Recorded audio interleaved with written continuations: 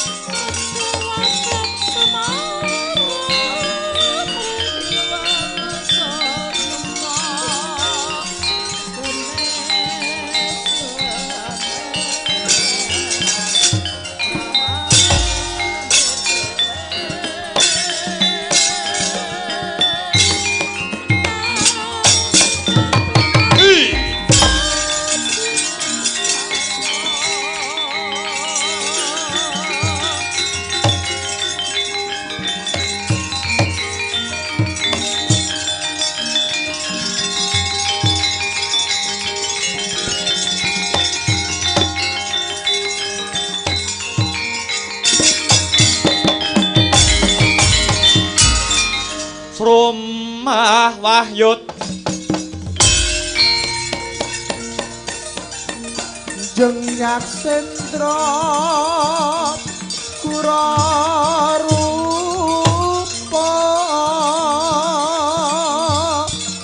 Mangsas Kati angin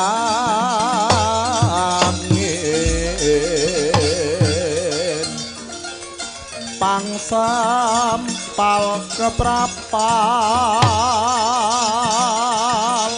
Selo selo kapalasan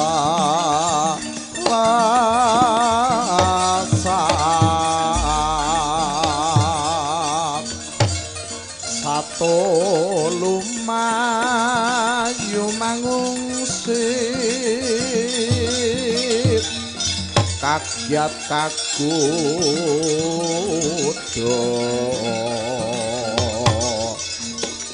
kang jaga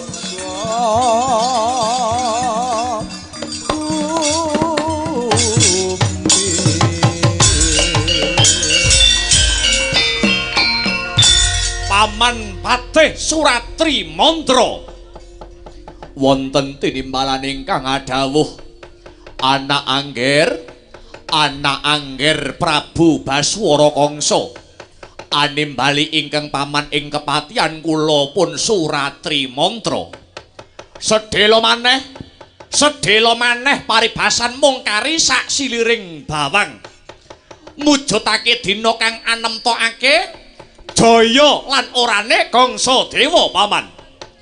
Kok ngaten liripun kados pundi, kok ngaten maknanipun kados pundi nggih. Ayo genah paman. Anggonku bakal nganakake wujude tontonan adon-adon jagon menungsa iki ingkang dipapanake ana alun-alun negara Mandura. Sejatine mung kedhokku anggonku bakal ngrebut pemerintahan kang sah ya kuwi sing dipimpin dening ramaku Prabu Basudewa Ratu Negara Mandura. Ning sejatine Prabu Basudewa kae dudu bapakku kandhung, dudu bapakku kang sejati. Kangsa iki asline putrane Ratu Ngwagra jejuluk Prabu Gorawangsa. Ingkang duk semono dipateni karo wong Mandura. Mula Basudewa ora perlu dibekteni. Basudewa ora perlu dipepundi-pundi. Basudewa ora perlu diaji-aji. Merga kae anggone ngaku anak marang Kangsa mung akon-akon. Basudewa dudu bapakku kang sejati Paman Patih Suratri Mandra. Inggih ngestokaken dawuh lajeng sampeyan menapa sampun samapta ing gati sawega ing diri dados jago kula dados jagone wong Sengkapura jagone Kangsa Dewa makili kaneman Kadipaten Sengkapura mriki paman.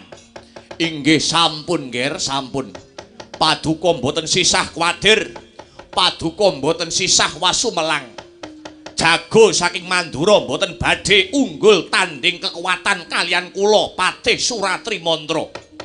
Kula sampun kondhang kula menika buta ingkang sekti Mandraguna prawireng Jayeng Ngalaga paribasan tinatah mendat jinara menter pinaku bendal binedil njundil aja ta jamake manungsa lumrah aja ta jamake manungsa lumrah dewa mudhun nggawa gawan bledhek kula mboten badhe gigrik wulu kula salomba nggih.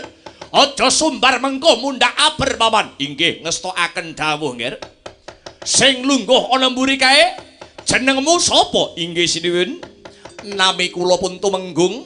Nami kula tumenggung Tameng Yuda. Tumenggung Tameng Yuda lakar kados mekaten Duh sinuwun.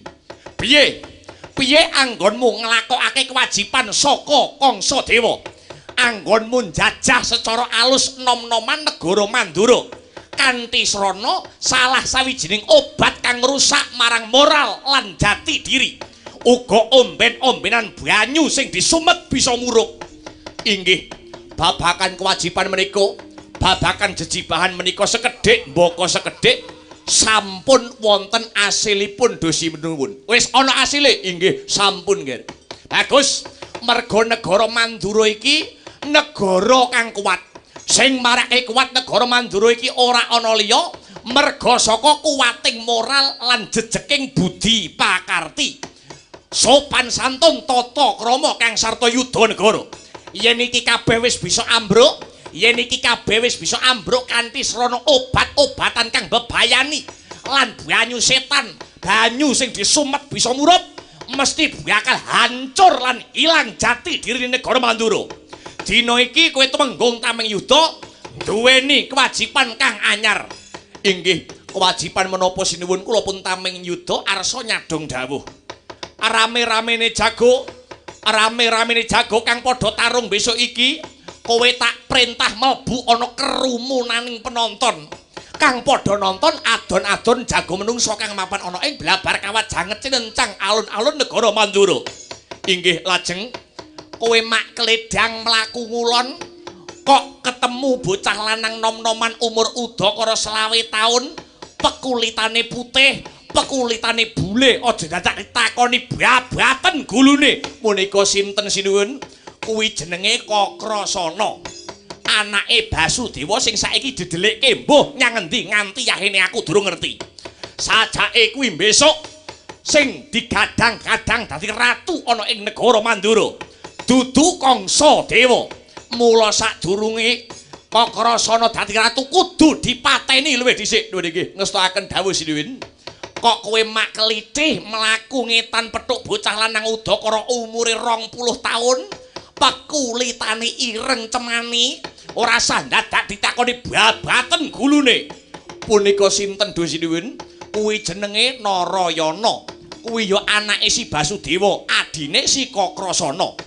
lah kowe kok mak kledang mlaku ngidul kepapak wong wedok ayu isih perawan udakara umure 18 taun rambute ngandan-andan pekulitane ireng manis aja kesuwen babat gulune aja lara ireng ya si Bratajaya lara ireng utawi si Bratajaya ya pancen bener nggih ngestaken dawuh eling to Kokrasana Narayana Bratajaya weruh Kokrasana babat gulune weruh Narayana sikat Bratajaya saut pondong nyemot aturna marang panjenengan ingsun paham nggih paham Sinuwun mula ora sandat tak kesuwen muga-muga antuk pengasih saka Gusti ingkang Maha Asih ayo enggal padha lumaku ana ing alun-alun negara Mandura tata-tata nyepake kanggo uba rampen adon-adon jago menungso kang denadani ana ing blabar kawat janget cinencang alun-alun negara Mandura inggih ngestakaken dawuh inggih ngestakaken dawuh ana angger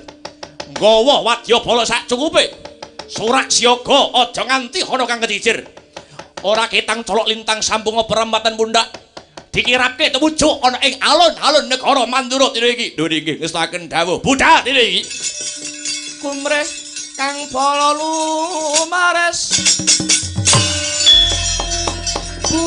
budhaling prawadya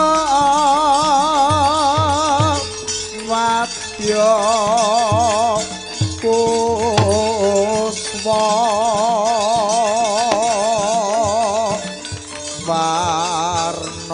warna-warna busanane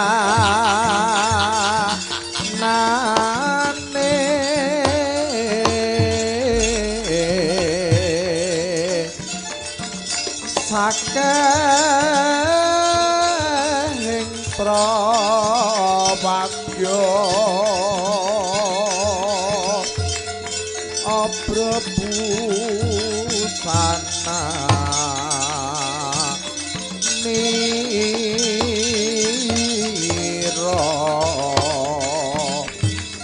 warane rame kumuro pindho ombake samudra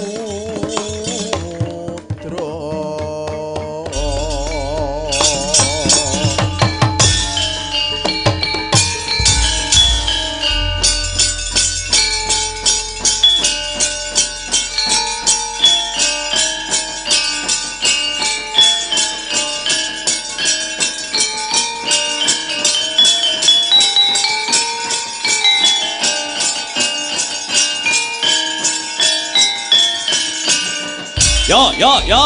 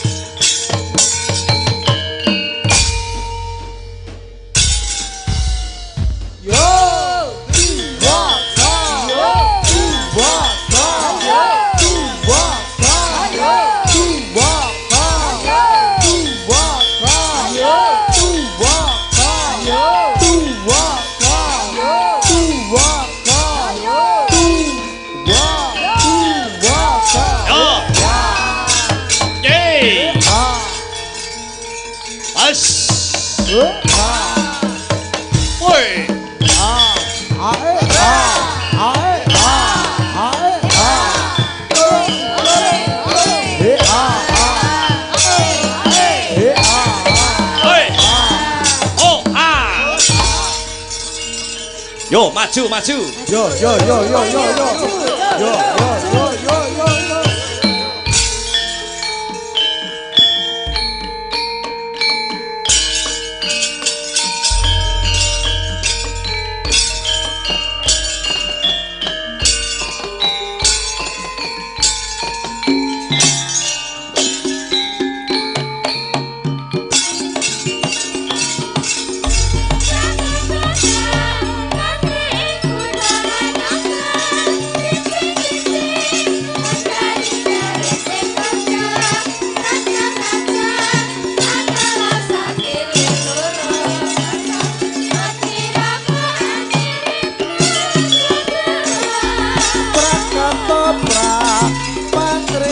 kuda anyong lan kriting-kriting kandhali kriting kuda seragam-seragam ana masak urung masak Wirama angiring Sawadyabala Ketoprak Mantri kuda anyong lan kriting-kriting kandhali kriting kuda Rajang-rajang ana rasa iring urung masak Wirama angiring Sawadyabala. yo.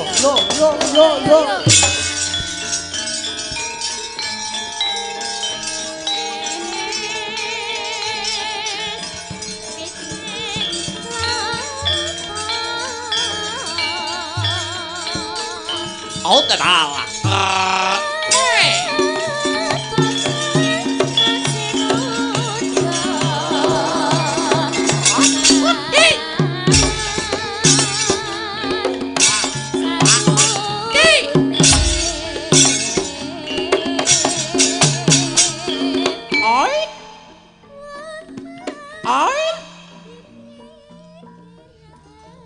Oh, tatawa.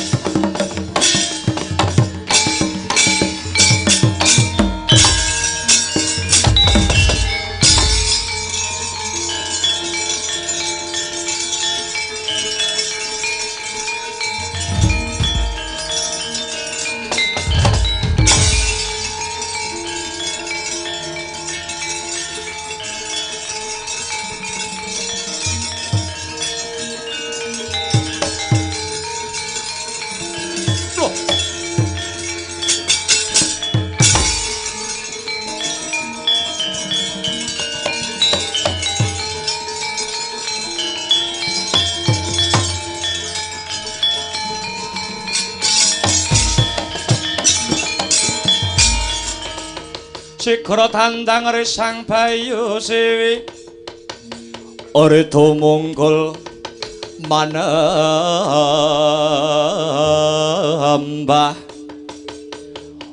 ore tumungkul manembah angler boyo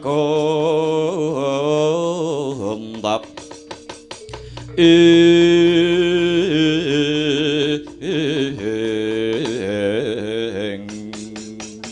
ya jagat ya dewa ya bathara weh ladalah durung suwe anggonku ngancik gunung Sapta Arga iki lah kok dadi wis kepapak ana satriya kang gedhe gagah prakosa gedhe dhuwur trapang brengose melang-melang dadane sak tebok jembare pating granteng kang dadi otot bebayune mara diage sajarwa kowe kuwi sapa Gus sing dadi jenengmu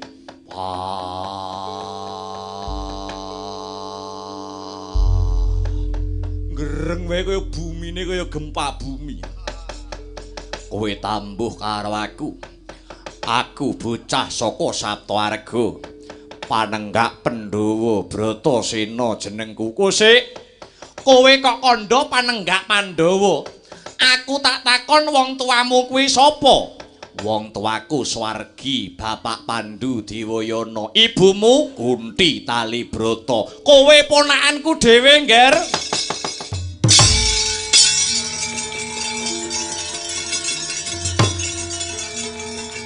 loh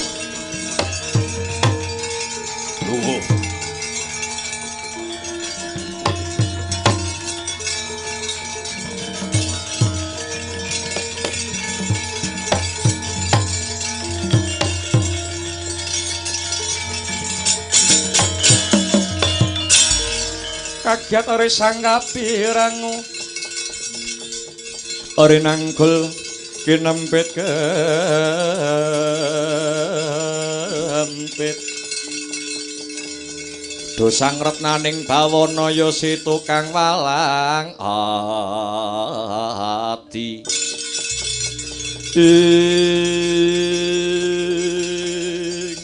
kenang apa aku arep ngerangkul kok mbok penggak musik dasarmu apa wewatonmu apa nganggep Bratasena ponakanmu ngene ngger sumurupa biyen Prabu Kunti Boja kuwi duwe putra cacahe ana 4 sing mbarep ya kuwi Kaka Prabu Basudewa angka 2 ibumu Kunti Talibrata angka 3 pamanmu Arya Prabu Rukma ya Bismaka lan ingkang pungkasan utawa ragil bocah saka Lesanpura jenenge Ugrasena ya aku iki Bratasena wah kowe isih paklikku dhewe iya lah banjur duwe sedya apa duwe sedya kang endi dene paman Ugrasena munggah ana gunung Sapta Arga kene kosik sak ngertiku wong tuamu kuwi priyayi kang nengenake babakan tata krama weruh ing Subasita lan ora ninggalake sing jenenge Yudanegara. Ning nyatane kok mudhun nang anake lanang, kenang apa kok ora bisa tata basa sing prayoga, Bratasena. Ketitik bareng kowe wis weruh dhewe mbok menawa kowe kuwi isih ponakanku dhewe, ning kenang apa kok kowe ora basa. Kowe isih ngoko karo pamanmu aku Ugrasena. Karepmu piye Bratasena? Wiwit cilik mula aku wis ora bisa basa marang sapa wae. Merga aku ora bisa basa wiwit cilik. Yen kowe ora trima karo Bratasena arep nesuwa wani apa piye? Lho kusik to kusik. Sabar alon to dhisik. Dadi nyat kowe ora iso basa. Aku ora iso basa. Siji basa ping pindho sembah ndodhok Bratasena ora iso. Oh ya wis. Pancen lagak lagon lagiane Bratasena pancen kaya mangkono pancen bener ya Bratasena piye kowe wani upama tak du perang wani pira kancamu lho musuhmu iki du aku musuhmu ki dudu aku lah sapa kowe dudu musuh karo pamanmu Ugrasena nanging kowe dadi jagoku makili kasepuhan negara Mandura kang bakal ditandingake kelawan jago Kanoman Sengkapura ya kuwi Patih Suratri Mantra. Kowe wani apa ora Bratasena? Aku ora duwe rasa wedi karo sapa wae.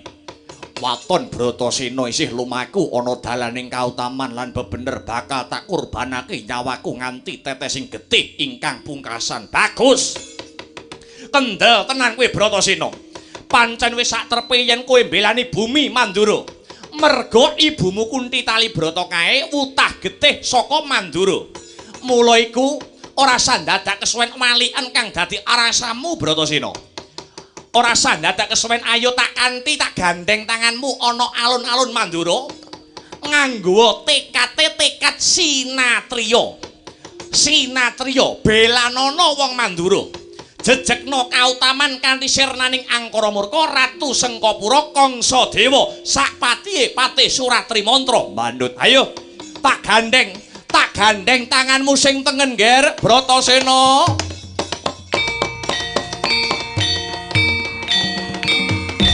Kale ayo jumangka ambasmi den malangi papan panggon putus nyuda binungo barung kopro sinabet ler kumati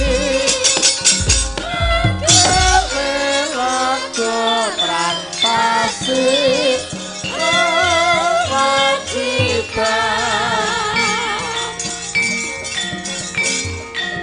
kali aja cuma kasih dan awangi papan takut putus menuju minum dalam kontrol sinabet berkumati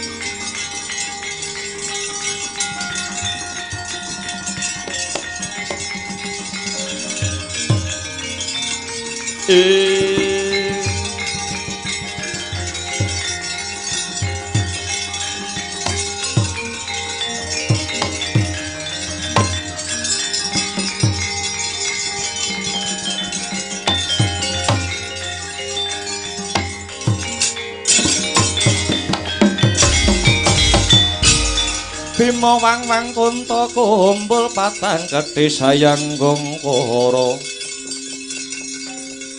gadani Rama Batmahabit ing Paman Ugrasena paman pripun nger kasepuhan negara Mandura napa pun angsal jago sampun nger sampun punika ingkang wonten wingking kula menika jago ingkang badhe makili kasepuhan negari Mandura sapa jenenge paman kula aturi dangu piyambak nger wong gedhe dhuwur tur ireng sapa jenengmu takon karo jenengku ya Bratasena kang dadi aranku Endi jago Sengkapura jago saka Kasengkapura endi menungsane sing jenenge Suratri Mantra kowe arep ngopo arep tak go gateng diase piangsat elek kowe mangsane kowe sekti-sektiya dhewe ora ngerti jagoku saka Sengkapura sing jenenge Suratri Mantra duweni kasekten kang linuwih pilih tanding jroning jurit ora tedas papak paluning pandhe sisaning Gurenda jagoku wong Sengkapura sing jenenge Suratri Mantra duweni kasekten kang linuwih rak yo ngono to paman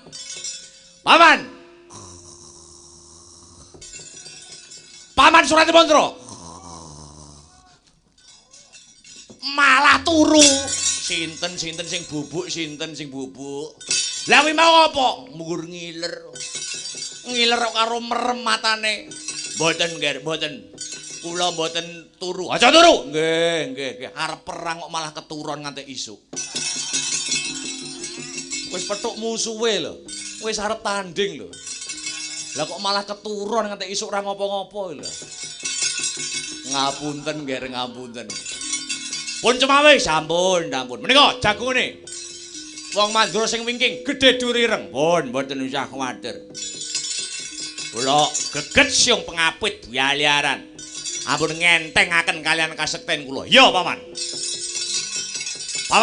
Ugrasena kados pundi nggih kiblat 4 5 pancer wis padha ngawuni-ngani kaya ngapa to gayenge kaya apa to ramene kaya ngapa regenge adon-adon jago ingkang mapan ana ing alun-alun negara Mandura inggih ngestakaken dawuh kersane langkung gayeng adon-adon jago menungsa niki kudu ditotoi paman ditotoi nggih totoanipun 100 yuta wantun 1 miliar wantun 1 triliun wantun dipolke pisan bur manuk niku kersanipun kados pundi nggih bur manuk niku upami jago saking Mandura si Bratasena sing kalah ana sajroning adon-adon jago menungsa menika Kanjeng Rama Basudewa kudu lunga saka negara Mandura tanpa nggawa bondo sepeser kemawon kosok baline menawi jago kula sing kalah Paman Pati Suratri Mantra sing tumekaning pralaya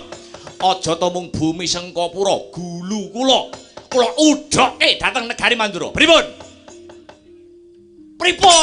nggih Bratasena iki piye Bratasena kowe wani apa ora Bratasena iki totoane ora gemen-gemen iki totoane negara kowe wani apa ora Bratasena wani yo iya pripun pantun wani tenan pantun yen mangken kaya mangkono enggal diunggah nang blabar kawat janget cenencang paman munggah blabar kawat janget cenencang dina iki paman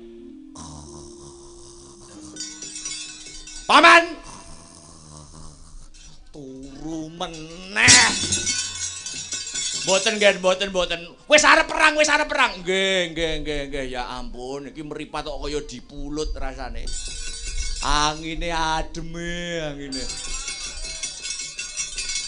awane kok kudu mulih temu bojo rumangsane wayahe nyambut gawe wae tandang gawe kok ayo Bratasena enggal diunggahke ana blabar kawat janget rencang Paman Suratri Mantra wonten dawuh ingkang samapta ing gati sawega ing tiri paman nggih saken dawuh nggih Uta Pandhawa tata gati wisaya Indriyaksa Sara Maruta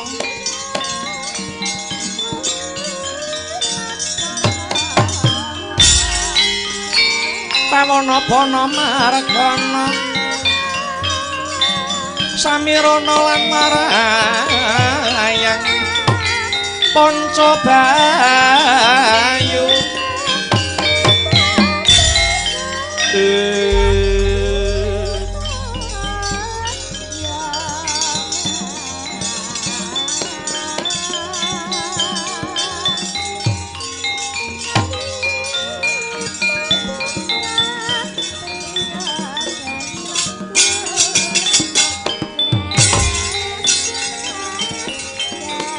sampean kudu menang nggih. Ayo munggah blabar kawat janget cilencang tak enteni. Oh disik kowe bangsat elek kowe.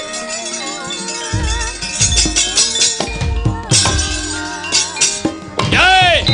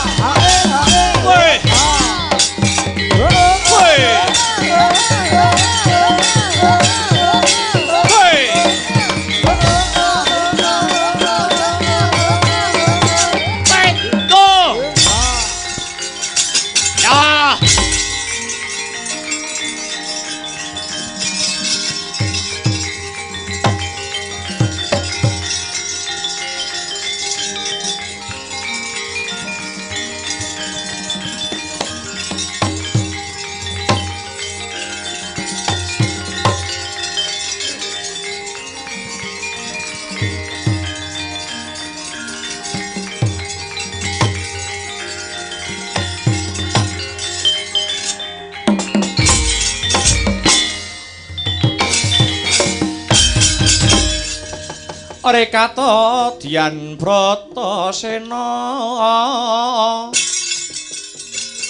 kampuh poleng bang bintulu adi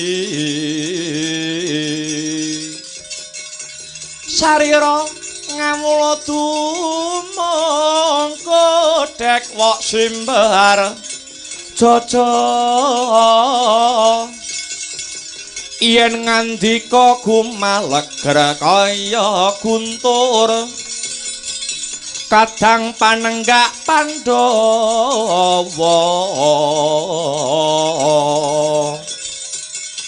kaya sindhu yen lumaris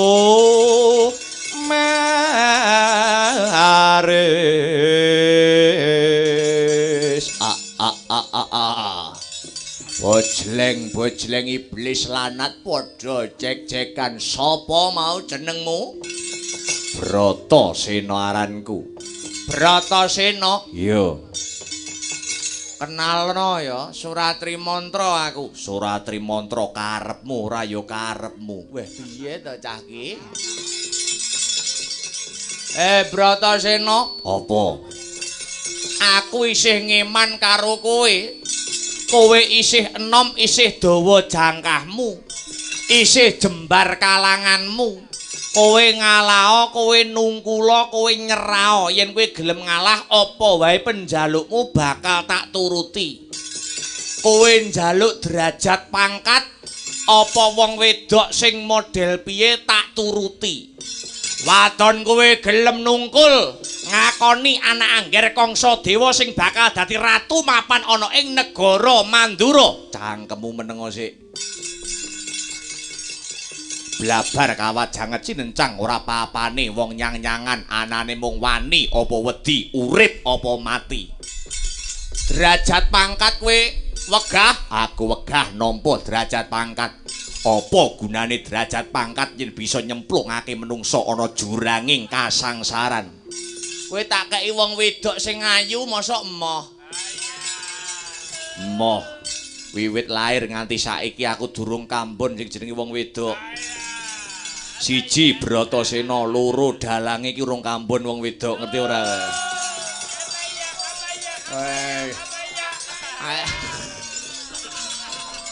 Wah, lah gembos iki.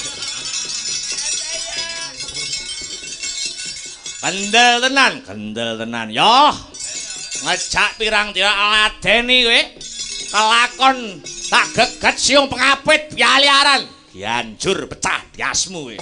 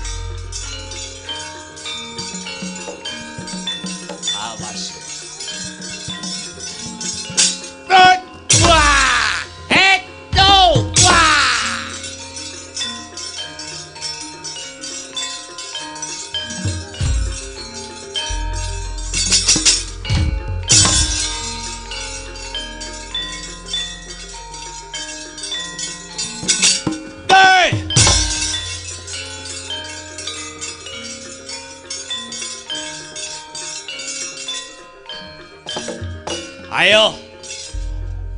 Kowe ora perlu ngentengke karo Suratri Mandra. Janji kowe ora gelem minggat saka pengarepanku. Wah, kelakon tak remet diawu kowe, Bratasena. Mas aku melok, Mas. Sapa iki? Lah aku bojomu masak pangling. Kowe ning omah ae, Mas kerja. Mas kerja, adik di rumah saja. Enggak mau aku ikut. Ndek rumah wae ya. Enggak mau. Aku pokok ikut. Nek aku ikut nanti emas tak kasih hadiah ini loh.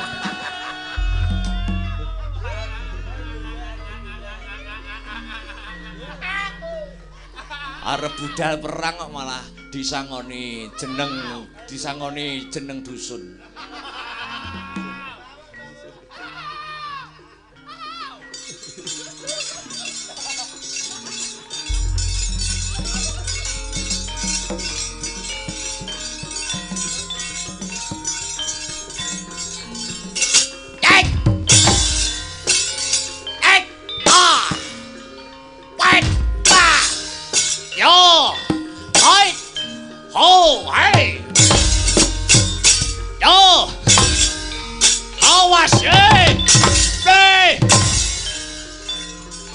Raminggat remuk balungmu kowe. Yo.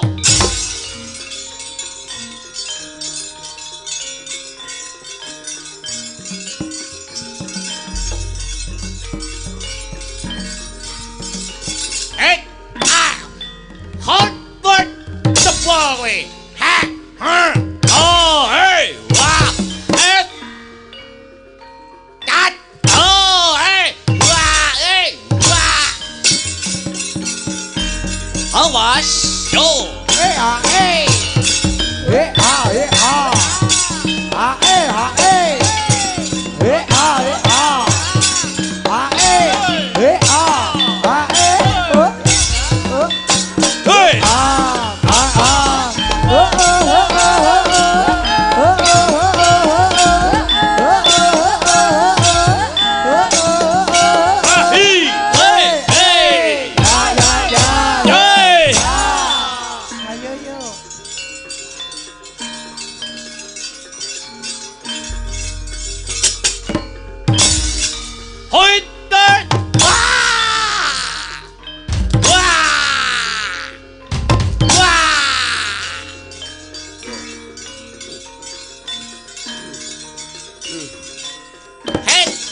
Hus.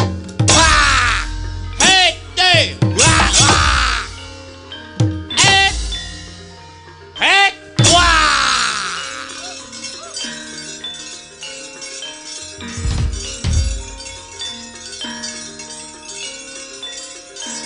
Minggat. Ganggu mas kerja kamu.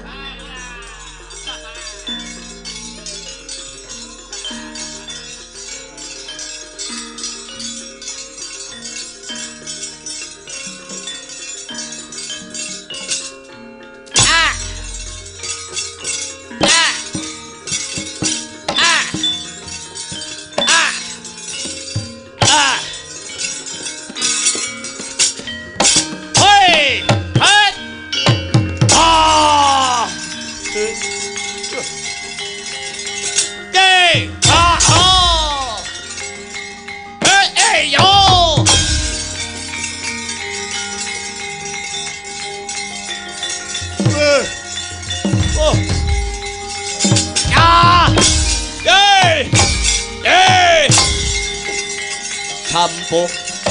Hey! Hey!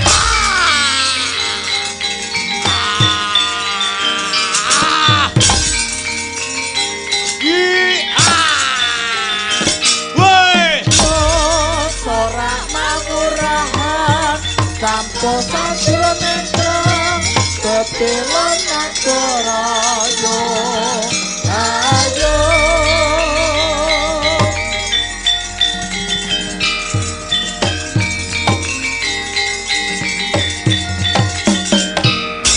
Yo sorak mangurahan Sampo sajroning treng Bebelon nagarayo Ayo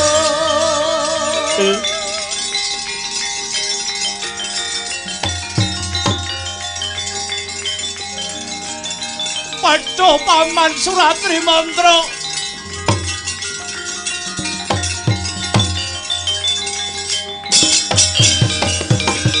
Abrabak tru kabrahan nang geget waja mlintir kumbala. Sugal wijiling sabdo.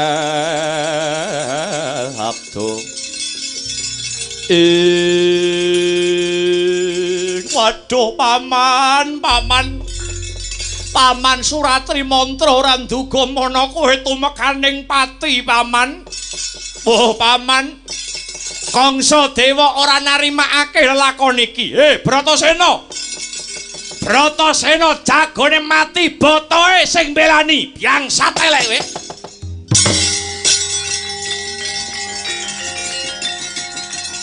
Ayo. Oh.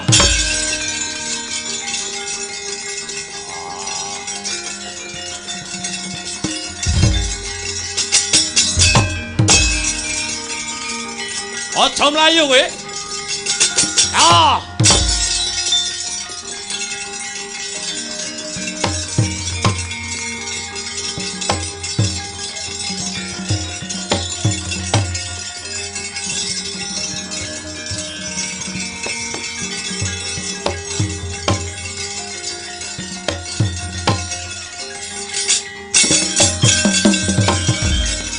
Amuk Suramrata Jayamrata gerbuten aku. Bratasena aja tinggal gelanggang colong mlayu. Jagone mati botoe sing mbelani. Kowe aja mlayu saka pabaratan. Kowe aja mlayu saka blabar kawajang cinencang. Tak akoni Patih Suratri mantra mati iki adep ana Ratu Sengkapura Raden Arya Kangsa Dewa. Iki sapa no iki sapa iki? Enek wong kok tek cantike kaya ngene to iki. Rambut ngembang bakung, marake ati bingung mripat damar kanginan wuhke rasa kasmaran, lambene manggis karengat yen pinuju meh semangu jiwat, payudara wewek ning kathokku marai sesek bae. Jian sempurna iki. Namane Pean sapa? Pean namane sapa Pean? Piye? Jenengmu sapa, Wuk? Aku Bratajaya. Ya lara ireng kowe sing tak goleki. Iya.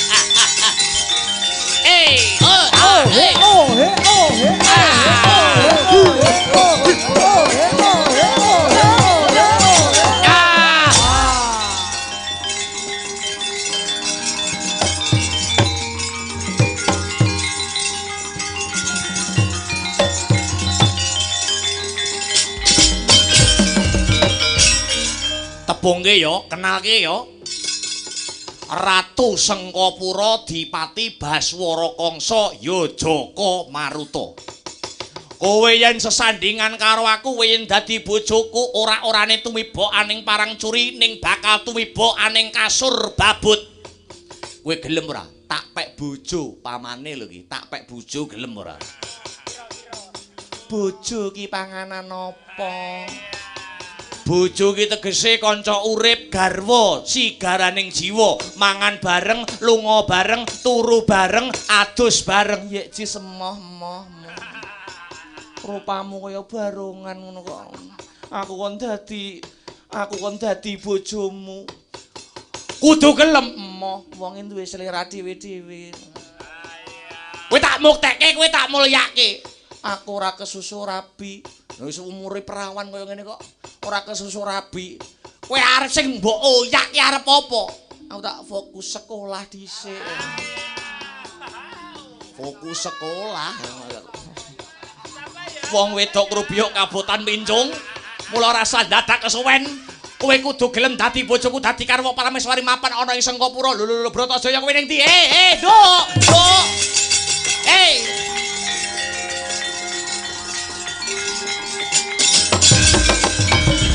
Edan-edanan. Wah. Lagi iki lho ana wong ayune kaya ngono.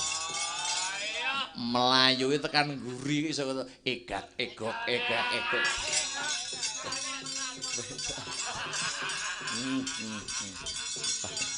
Ndahne yo. Mangsane nek wong wedok nolak ngene rumangsamu aku ora nyerah ngono piye. Nek wong wedok nek nolake ngono aku malah tertantang. Aja mlayu Bratajaya cekel nagan kowe. Delek ana lak-lakaning naga. Oi!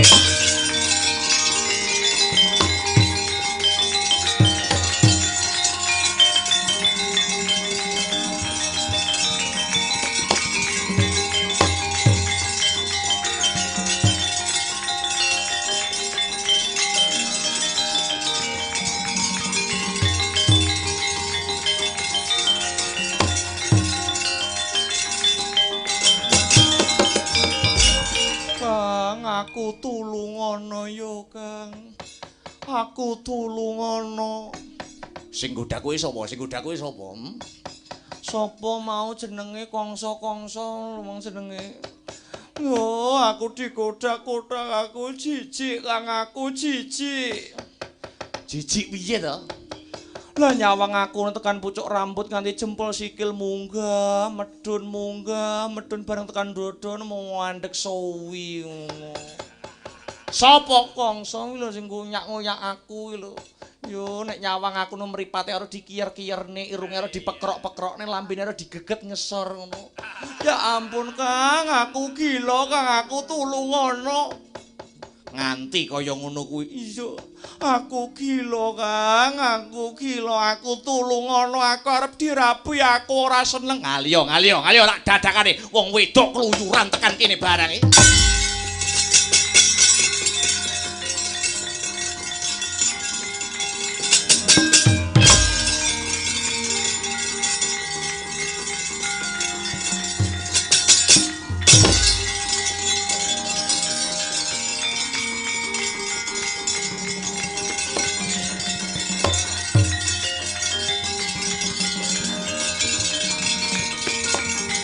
Bratajaya.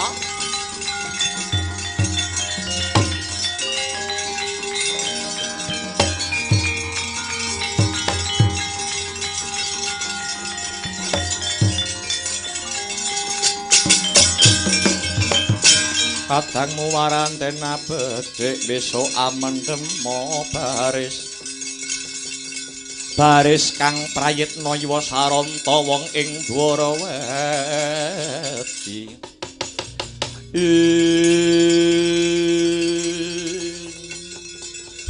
Bratajaya iki Kakang Narayana iya ha kok ning kene nonton ramene adun-adun jago menungso ana alun-alun kuwi wong wedok dadak nonton adun-adun jago kluyuran turut kutha jane sing nduk goleki apa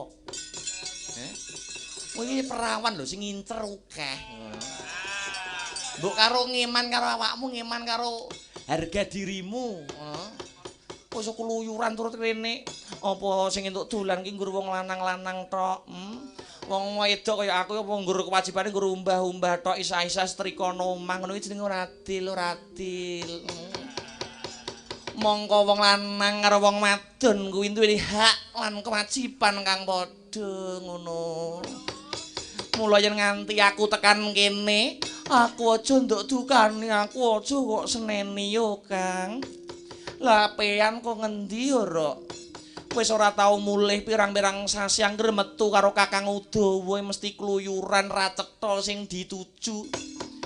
Ora cetha piye to? Kakangmu iki bubar wae Puruhita ngabdekake diri. Meguru mening Begawan Padmanaba. Nganti kakangmu iki nampa kanugrahan saka Hyang Agung.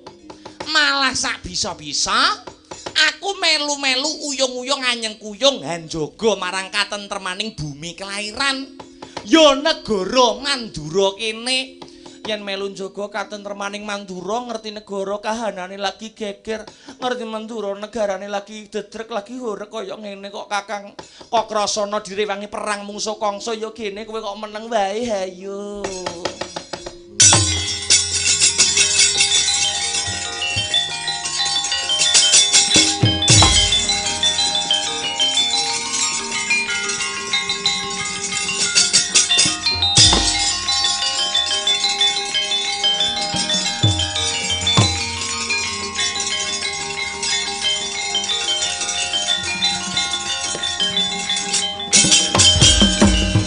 ya iki sing tak goleki.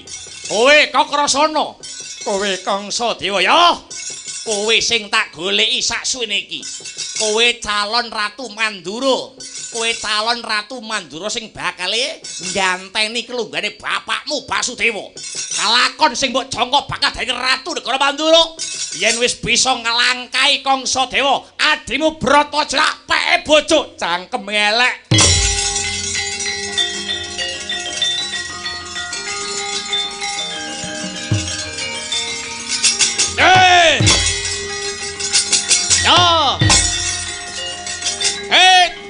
Ayo ngantemo sing seru yo hei wah ya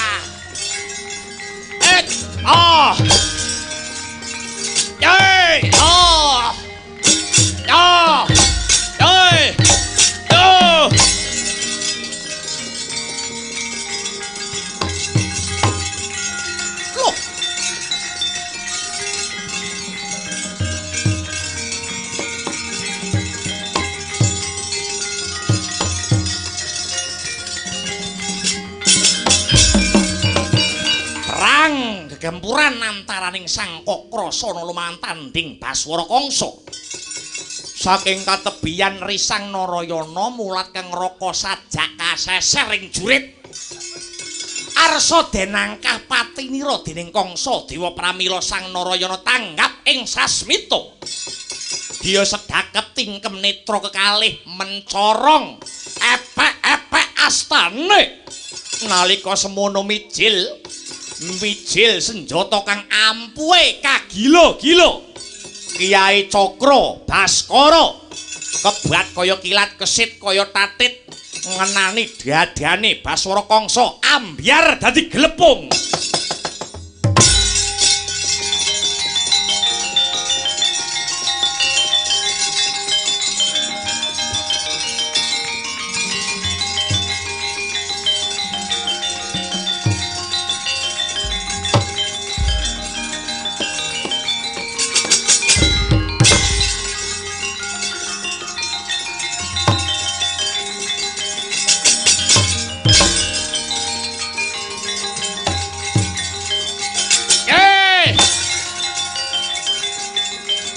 jiwa mancing. Ayo, obal kowe Kakrasana.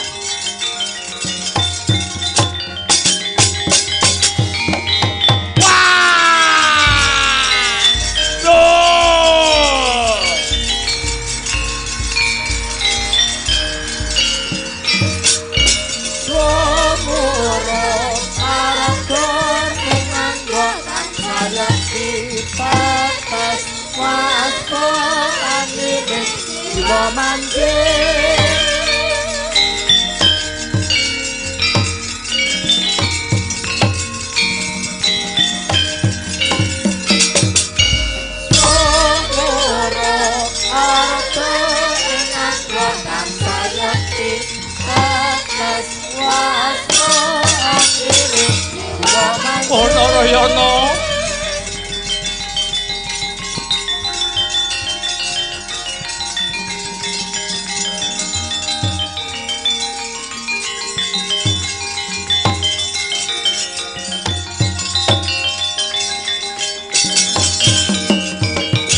Ngaturake gedene rasa panuwun marang adiku Narayana. Upama Yayi Narayana ora melu tumandang gawe tak kira nyawa wis oncat saka ragaku Yayi. Inggih Kakang Mas Kakrasana. Kang Rayi namung minangka lantaran sayektosipun ingkang paring pitulung dumateng Kakang Mas menika awit saking daya panguwasanipun zat ingkang murwengdat. Wah Narayana, Narayana. Saka gedene lelabuhanmu marang pun Kakang. Pun Kakang Kakrasana janji karo Siadi. Kakrasana bakal janji karo Narayana. Pun Kakang prasetya. Besok lamun Narayana kapengko ing Pancabaya mbutuhake senjata bantuane pun Kakang. Pun Kakang Kakrasana ora bakal suwala asung bantuan marang Yayi Narayana. Sineksenan jagat saisine.